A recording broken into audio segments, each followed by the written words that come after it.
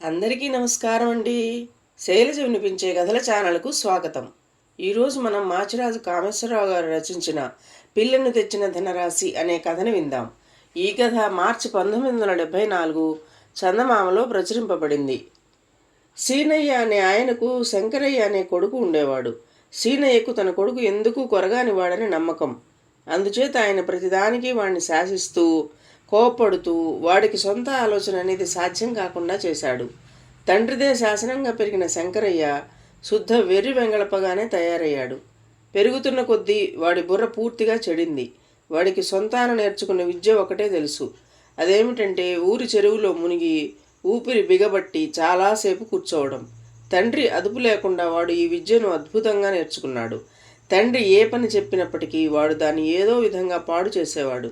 కొడుకు పెళ్లి చేస్తే వాడికి తెలివితేటలు వస్తాయేమోనన్న ఒక్క ఆశ సీనయ్యను వదలలేదు. సీనయ్యకు భార్య లేదు గనక కోడలు వచ్చి తనకి ఇంటి పని చూసుకునే బాధ్యత తప్పిస్తుందన్న ఆశ కూడా ఉన్నది. అయితే గ్రామంలో ఎరిగిన వాళ్ళెవరూ శంకరయ్యకు పిల్లనివ్వడానికి ఒప్పుకోలేదు. ఇలా ఉండగా పొరుగురిలో ఒక సంబంధం ఉన్నట్టు తెలిసింది. సీనయ్య తన కొడుకును పెళ్లి చూపులకు తీసుకెళ్లాలని అక్కడ ఎలా మసులుకోవాలో వివరంగా చెప్పి ముందు వెళుతూనే చెప్పులు తలుపు వెనుక విడిచి, "నువ్వు కుర్చీ మీద కూర్చో, తెలిసిందా?" అన్నాడు.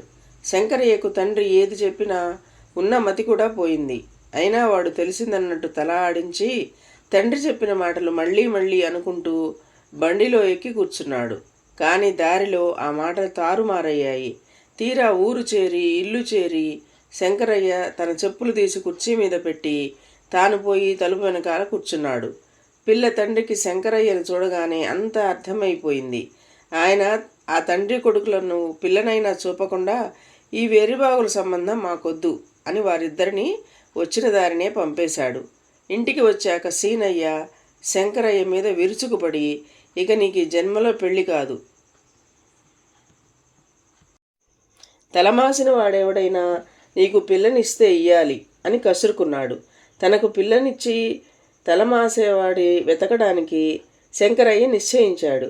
ఆ రాత్రే వాడు ఇంటి నుంచి బయలుదేరాడు. వాడు 3 రోజులు ప్రయాణం చేసి 4వ రోజు చీకటి పడే వేళకు ఒక కొండ ప్రాంతానికి చేరాడు.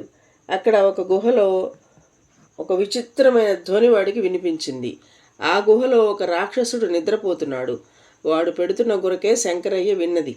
శంకరయ్య లోపలికి వెళ్ళి రాక్షసుణ్ణి చూసి వాడి జుట్టు పట్టుకుని చూశాడు. అది చాలా మాసినట్లు ఉండడం గమనించాడు.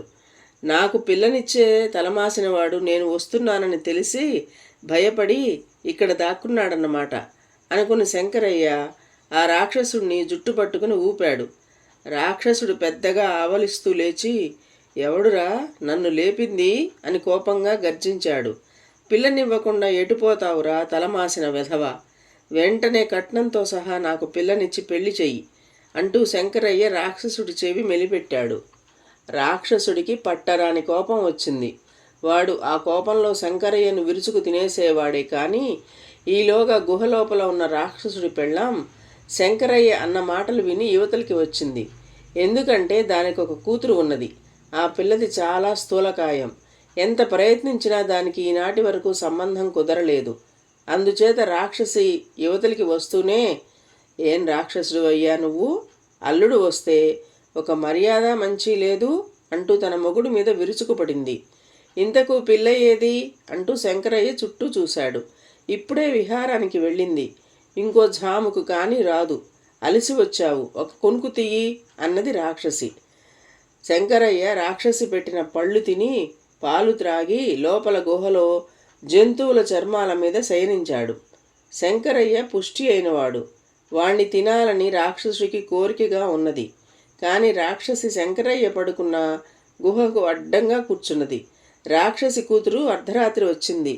అది చేసిన హడావుడికి శంకరయ్య మేలుకొని తల్లి కూతుళ్ల సంభాషణ విన్నాడు. "ఇన్నాళ్లకు మొగుడు నిన్ను వెతుక్కుంటూ వచ్చాడే" అన్నది తల్లి రాక్షసి. "ఎక్కడా ఎక్కడా" అంటూ కూతురు రాక్షసి శంకరయ్య పడుకున్న గుహలోకి తొంగి చూసింది.